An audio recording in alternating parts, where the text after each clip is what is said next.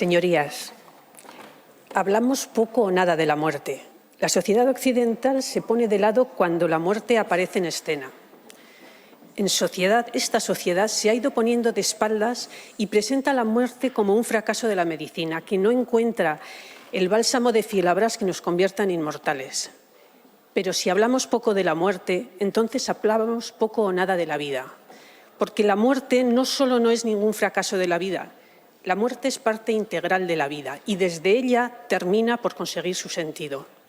Culturas, religiones, sociedades, valores morales y éticos han marcado el cómo hacerlo, porque de eso se trata, de dotarnos de normas y leyes que nos permitan vivir y morir de acuerdo a nuestros valores y respetando los de los demás.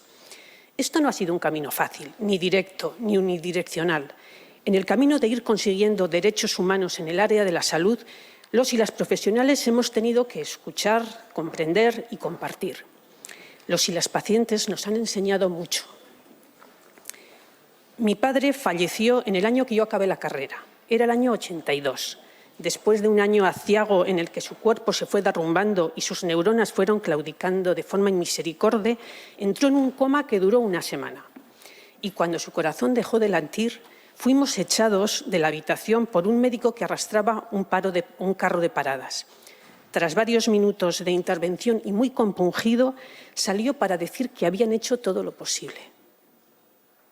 Tardé años en entender por qué me había quedado un sabor tan amargo de ese día. A fin de cuentas, yo no sabía nada de la muerte y había sido formada en los mismos valores hipocráticos que el médico de mi padre. 4 o 5 años después conocí y atendí a mi particular Ramón San Pedro, paciente de alrededor de 60 años que llevaba cuadrapléjico más de 10, al que yo atendía en su domicilio y que su fórmula de despedida era: prométeme que pase lo que pase no me vas a mandar al hospital, prométeme que no me vas a dar antibióticos, prométeme que si dejo de comer no me vas a poner una sonda. Esto removía todo lo que yo había aprendido de mi papel como médica y convertía mis visitas en una suerte de pulso entre los valores en que yo me había formado y la actitud de mi paciente. Es decir, yo aprendí con él lo que años después se reconoció como el derecho a la autonomía de los pacientes. Pero en aquel momento mis planteamientos se tambaleaban cada vez que yo iba a verle. Tuvieron que pasar 15 años para que se reconociese ese derecho y se recogiera en la Ley 41/2002, básica reguladora de la autonomía del paciente. 15 años. Y un poco más tarde, una paciente con un cáncer con metástasis pidió ir a morir a su casa, sin hacer nada más. Limitar el esfuerzo terapéutico y ofrecerle un tratamiento paliativo era lo más humano que podíamos ofrecerle. Ese sin hacer nada más también tuvo muchas críticas por abandonar, por no luchar lo suficiente, por tirar la toalla. Pero yo ya iba aprendiendo sobre la vida y sobre la muerte y empecé a entender de qué iba esto de acompañar a los y a las pacientes en esa toma de decisiones tan difícil y en un momento tan duro. Una decisión que debe ser hecha desde la autonomía del paciente, desde la libertad del paciente, desde el conocimiento veraz y claro de la situación. Y lo que nos toca a los médicos y a las médicas es aprender cómo hay que dar esta información para que sea respetuosa, adecuada y cálida. Seguir con pruebas y tratamientos en esta situación con un pronóstico a corto plazo tan malo hubiese sido encarnizamiento terapéutico. ¿A quién beneficia esto? Los cuidados paliativos. La palabra cuidados aparece en la escena, algo que jamás debería haberse olvidado en medicina. Aparece aquí y aparece con toda la fuerza que se merece y es el centro de atención. Cuidados paliativos. ¿Qué entendemos por cuidados paliativos? Cuidados paliativos constituyen un planteamiento de atención integral que mejora la calidad de vida de los pacientes y sus allegados cuando afrontan problemas inherentes a una enfermedad potencialmente mortal.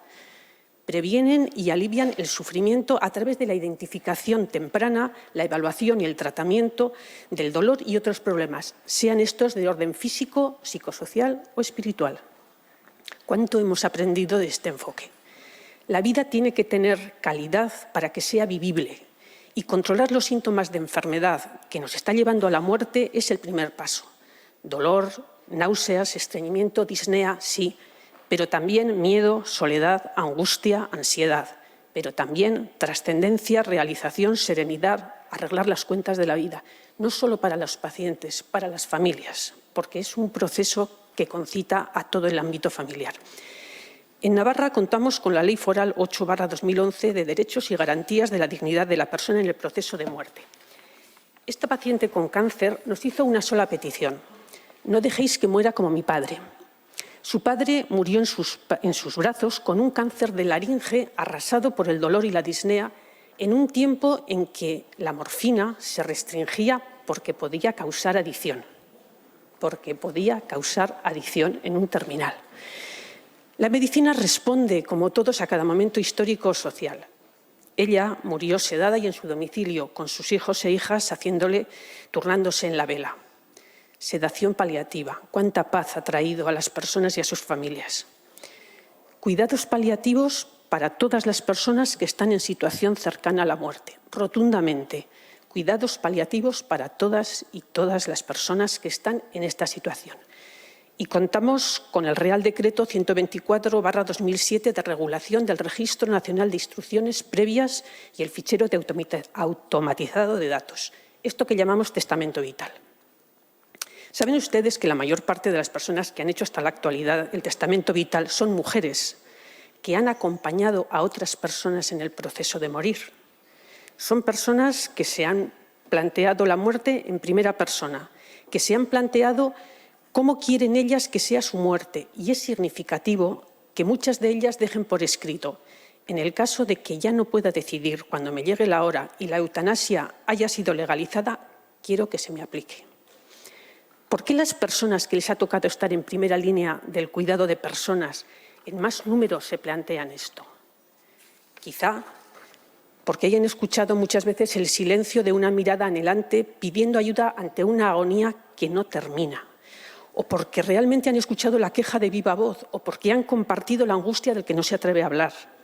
Quizá porque se han ido haciendo maestras de la vida y han aprendido que la muerte pone punto final a un proyecto vital, que en ocasiones termina mucho antes que el cuerpo doliente. Y también lo dicen muy claro: yo no quiero esto para mí. También hemos acompañado y atendido a otras personas que desde sus valores religiosos o de otro tipo, en los que la vida siempre es un valor absoluto, aceptan enfrentarse a la enfermedad y al proceso de morir, no interfiriendo la evolución del proceso. Y en el respeto a su voluntad y necesidades habrá que acompasar tratamientos médicos, psicosociales y espirituales.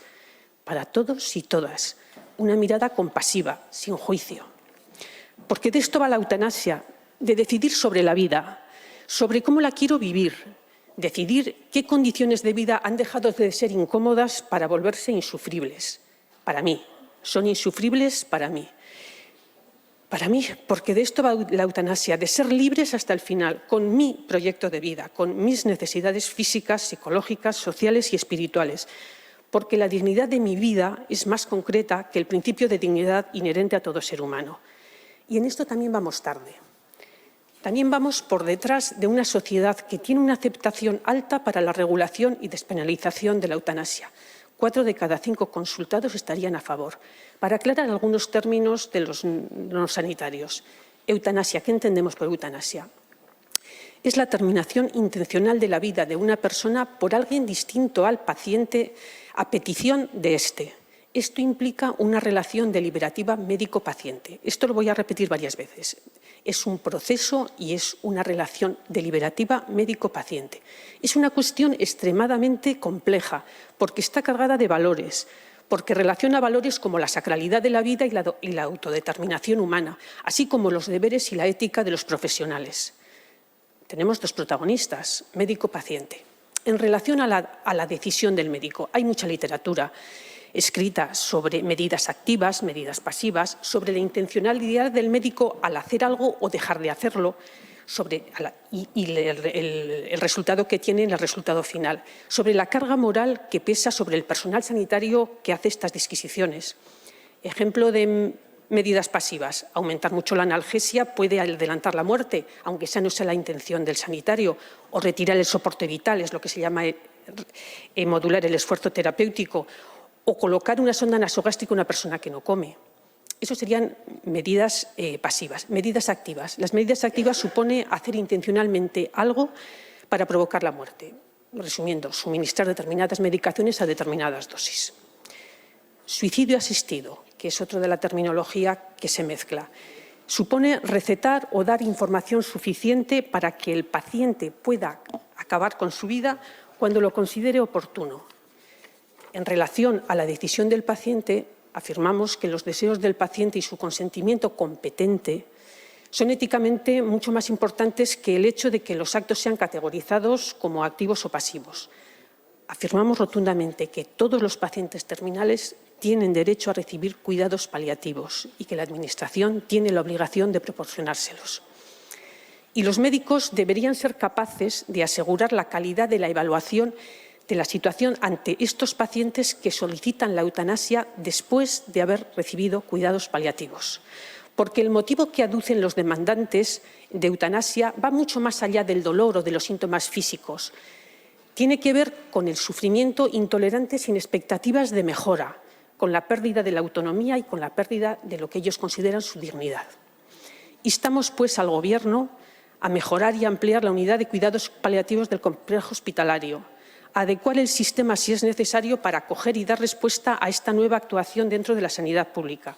Facilitar, asimismo, mecanismos que salvaguarden la objeción de conciencia de los y las profesionales que, en virtud de sus creencias, valores o religión, no están dispuestos a hacerlo. Reforzar, indudablemente, la formación en atención a pacientes al final de la vida. E instamos también al Gobierno a que inicie procesos de sensibilización e información para que los bulos sean desmontados. De esto estamos aprendiendo mucho ahora con el coronavirus. Pues con este tema vamos a tener también. ¿Por qué? Porque ya se están diciendo cosas como paliativos y eutanasia no pueden funcionar juntos. No es cierto. Paliativos y eutanasia no son excluyentes, son complementarios. Y tener los mejores cuidados paliativos puede reducir el número de demandas de eutanasia, pero no todas. Los paliativos no resuelven todo. Incluso saber que puedo decidir cuándo puedo acabar con el sufrimiento, puedo hacer que lo controle mejor, lo viva mejor y posponga el momento, incluso no lo use. Esto se ha visto en los sitios donde tienen el suicidio asistido. La eutanasia perjudica los paliativos. No es cierto. Al revés, se observa que en los países donde han aprobado leyes de regulación de la eutanasia, la calidad de los cuidados paliativos ha mejorado. Otro bulo, que es que el médico puede decidir sobre quién va a morir y quién no. No es cierto. Nadie que no sea la propia persona puede pedirla. Y los médicos tendrán que asegurarse que la petición es personal, sin presión, con consciencia y reiterada. Acuérdense, proceso. Esto no es un pronto que una mañana que la que estoy muy mal decido esto. No, proceso. Proceso deliberativo médico-paciente. Los motivos de hacerla no son económicos, son éticos, de respeto a la libertad individual y a la conciencia de cada quien. Y, señorías, no estamos solos. La eutanasia es legal en Bélgica, Luxemburgo, Países Bajos, Canadá, Colombia y en el estado de Victoria, en Australia. Además, Suiza y varios estados de Estados Unidos, en Oregón hay una experiencia sumamente interesante con el tema del suicidio asistido, lo contemplan. Despenalización. Hay que despenalizar tanto la eutanasia como el suicidio asistido, porque si no seguirán siendo prácticas clandestinas donde el sufrimiento de ayudar a alguien a morir va a ir acompañado del sufrimiento de ser condenado, de tener un castigo injusto e inmerecido. Porque la eutanasia o el suicidio médicamente asistido pueden ser la menos terrible de un conjunto de opciones difíciles, Voy a dar una nota poética para terminar. El poeta José Hierro, en uno de los poemas, dice así: «Qué bello, mar, acabar en ti cuando ya no pueda con la vida». Muchas gracias.